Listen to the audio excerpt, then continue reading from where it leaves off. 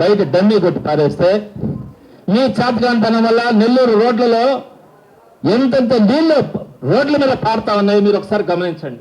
వాళ్ళ యొక్క ఇన్ఎఫిషియన్సీ వల్ల. కానీ అవసరమైనటువంటి పేదవాళ్ళకి గుక్కిడి నీళ్లు పోకుండా మీరు డమ్మీలు కొడతా ఉన్నాడు ఈ కమిషనర్. ఇళ్లలోకి నీళ్లు పోకుండా డమ్మీలు కొడతా ఉన్నాడు. ఇది ప్రజాస్వామ్యంలో మంచిది కాదు. పేదవాళ్ళని గుర్తుపెట్టుకున్నటువంటి ఏ ప్రజాస్వామ్యంలో ఉన్నటువంటి రాచరిక ప్రభుత్వాలు కూడా నిలబడినటువంటి దాఖలాలు లేవు. మీరు గుర్తుపెట్టుకోవాలా. పేదలు ఎవరు, సామాన్యులు ఎవరు మనం గుర్తుపెట్టుకోకపోతే పుట్టగతులు అని కూడా తెలియజేస్తా ఉన్నాను.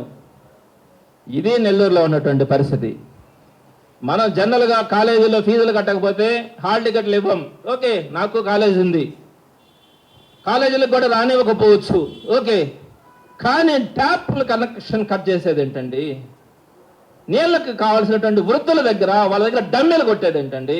350 రూపాయలు కట్టించుకోలేనటువంటి స్థితిలో 12,000 రూపాయలు ఒక్కొక్క చెట్టు వాళ్ళ పేదలకు ఏం అవసరం అండి? వాళ్ళ ఇళ్ళ ముందు పేదవాళ్ళకి చెట్లు వేసినాము, నీళ్లు ఇవ్వలేని వాళ్ళము చెట్లు ఇచ్చి ఉద్ధరిస్తాం. ఆ చెట్లు కూడా పూల చెట్లు వేసి ఏమి సాధిస్తాం? ఎవరిని ఉద్ధరించడానికి సాధిస్తా ఉన్నాం అంటే మనం గమనించుకోవాలా. సిఎస్ఆర్ ఫండ్స్ కూడా కొంతమంది వస్తున్నాయి, సిఎస్ఆర్ ఫండ్స్ కూడా కొంత వాడుతా ఉన్నామంటారు. సిఎస్ఆర్ ఫండ్స్ అయినా కూడా బాధ్యతగా కలెక్టర్ గారి బాధ్యతతో వాటిని ప్రజా ఉపయోగాలకు మాత్రమే వాడాల్సినటువంటి అవసరం ఉంటుంది. కానీ నేను ప్రభుత్వంలో ఉన్నప్పుడు సిఎస్ఆర్ ఫండ్స్ వస్తే దాన్ని ఇష్టరీతిలో ఖర్చు పెడతామనే హక్కు కూడా ఎవరికి ఉండదు. సిఎస్ఆర్ ఫండ్స్ ఇవ్వాల్సినటువంటి బాధ్యత కంపెనీల మీద ఉంటుంది.